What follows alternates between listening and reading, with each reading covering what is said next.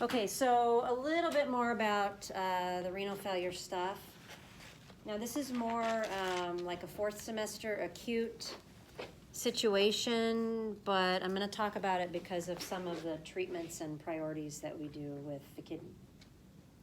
So you've got your kidney, and you've got 3 different types of acute renal failure, okay? And I don't think that you guys will be tested on this, but you still have to know it.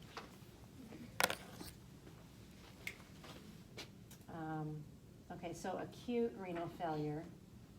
We've got pre-renal, intrarenal, post-renal. It's pretty easy to remember, right?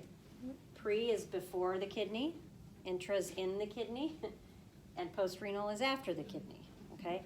So this is usually from a stone or maybe a prostate, okay? Something that physically blocks the urine from leaving, or draining the kidney very well. Intrarenal, so damage to the kidney itself. It can be trauma or something that we do every day that damages kidneys, which is in the hospital, I mean. Oh, okay. We give antibiotics, right? Those kidneys are suffering every day with the stuff that we give them, okay? So this is why you need therapeutic drug levels, safety things, right? Vanco and Gent. So when you're looking up your drugs, you need to see, is it metabolized or excreted mostly in the kidneys? Because you're going to need to watch your kidney function. And that's the whole reason we do Vanco troughs, is so that we can monitor for toxicity, okay? So this is a big one. And then pre-renal is all about flow.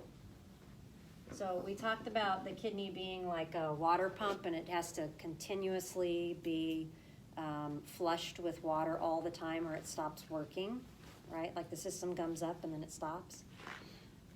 So if the patient is dehydrated or they've had a hemorrhage or something, they've bled, okay? They don't have enough volume to keep pushing through this pump. Okay, and then the kidney starts to struggle. Oh, the other intrarenal is contrast. This is all treatment right here. That's all us, or it's all the doctors, you know what I mean? So when you have a patient who is not in renal failure, or they're just in an acute phase, so their creatinine's less than 2, they're doing okay still putting out urine, then you're going to force fluids. Or you might just give them blood. Okay? How do you know this is effective? Giving fluids and blood. How do you know that your patient, even more than that, something that's just nursing? Urine output. So if you are talking about a patient who comes in, they've been throwing up for a week, so you know that they're dry, or they've been found down, that's another key word, that they're dry, they obviously haven't been drinking or anything. Or they're a trauma and they've been bleeding, something like that.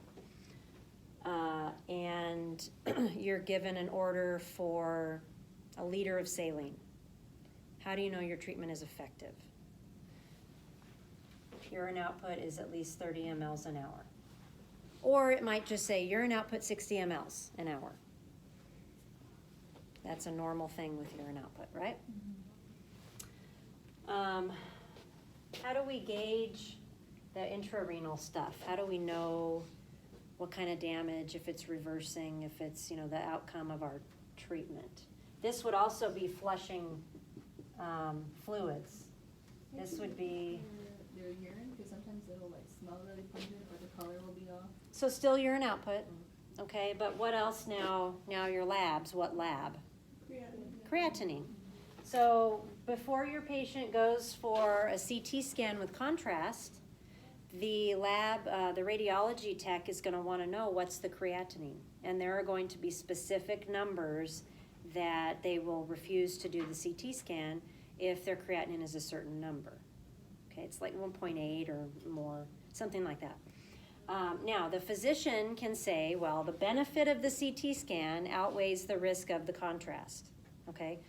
And in that case, they can give some drugs to help protect the kidney prior to the test. Now, this can be a CT scan, this can be cath lab, anything where you're going to put contrast dye in the IV, because the kidneys are going to have to filter it and get rid of it.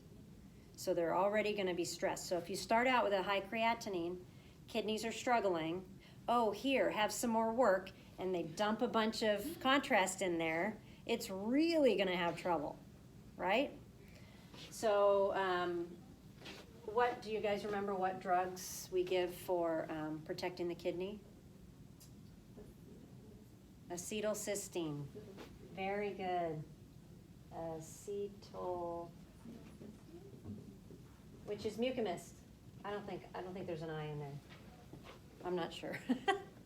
Acetylcysteine or mucomist. Remember, it's also for Tylenol overdose. If you look it up, it says it's a mucolytic. It smells like rotten eggs. Don't get it on you. They'll smell you coming. And though it smells so awful, I've had patients drink it and say it doesn't taste bad. I don't understand that one. How can it smell so bad but not taste too horrible? Anyway, we also give this in breathing treatments sometimes. So it can be oral, it can be in a breathing treatment.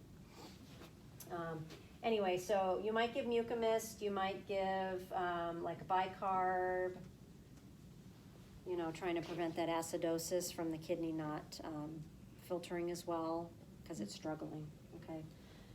So they're going to want to know the creatinine before. We're going to monitor the creatinine to see how the kidneys are doing, because as the kidneys improve and we flush out that contrast, their creatinine should get better. You'll even see it with dialysis patients where they're in like stage 4, their kidneys aren't doing anything, they're completely anuric, and right before dialysis, their creatinine's like 8. They get dialysis and their creatinine's like 2. So it does, you know, it does work. It is a more fluctuating acute number. So it is a really nice measure for us for renal, how the renal kidneys are doing, okay? And then the post-renal, we pretty much can't fix. It has to be fixed medically. They got to go in and do something with the stone. We can try to, if they have a kidney stone, we can try to flush it with fluids, but it's not like, oh, well, patient has a low urine output, they're not in fluid overload, we're going to give them some fluid. It's not like a standard treatment. Or here we would hold the drug, you know. Okay, so that is the acute renal failure that I just wanted to mention. So when you have a patient here,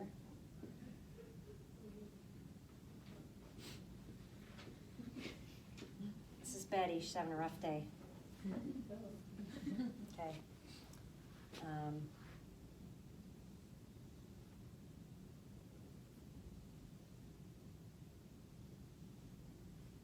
And then a bunch of intestines, right? Okay, so that's Betty. Betty's having a rough day. Betty is a dialysis patient.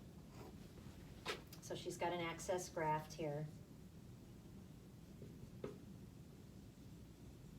What else does Betty have? What other things do renal failure patients present with? Hypertension. Okay, so she's going to have a high blood pressure. Their skin looks funny. Their skin, they get the uric acid, the uric frost or uremic frost on their skin. So their skin is kind of, I'm just going to put uremic frost. That's like a yellowish tint, doesn't it? No, I want you to put yellow with the liver. Okay. Okay? And if you think your patient is yellow, turn all the lights on before you actually say they're yellow. Because I've had patients where, oh no, they're not yellow at all, and you turn the lights on and go, whoa, who highlighted you? Because your eyes will kind of, it's hard to see that way, so you have to turn them all on. Dialysis patients are usually grumpy. I'm going to explain why. In the way that I understand it, because I am not a dialysis patient, so of course I can't clearly say why they're grumpy, but, okay, and then usually there's no pee, or they just have a little bit, right? So if you have a dialysis patient and you come in and they have a Foley, you promptly remove the Foley. Okay, it was probably a life-saving Foley that they did not need. Okay, so that's kind of what this patient is going to look like. They're also going to be fatigued, not only because they are doing dialysis 3 days a week, 4 hours a pop, but their red blood cells are low, right? Okay. When Betty is living her life, right, so she has dialysis, and so we're gonna say she's a Monday, Wednesday, Friday. Okay? And so her life revolves around her dialysis. And this is hemodialysis. Peritoneal dialysis, you're much more free. You can drive, you can do whatever you want, okay? Except for your diet and fluids.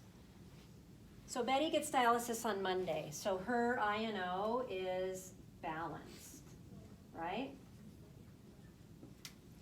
And the dialysis machine seems like this big, strange, it's doing something complex on the inside. It really is just a membrane inside of there. And you put fluid on one side and the dialysate on the other side, and things exchange, just like they do in our body. So the dialysis machine is like a big, giant kidney on the outside of your body, and you're hooking up a needle. Now, obviously, we're talking about the other end of those vessels, right? But you're hooking up a needle 3 times a week, a very large gauge needle, 2 of them, into that access, right? 3 times a week. Large gauge. Okay?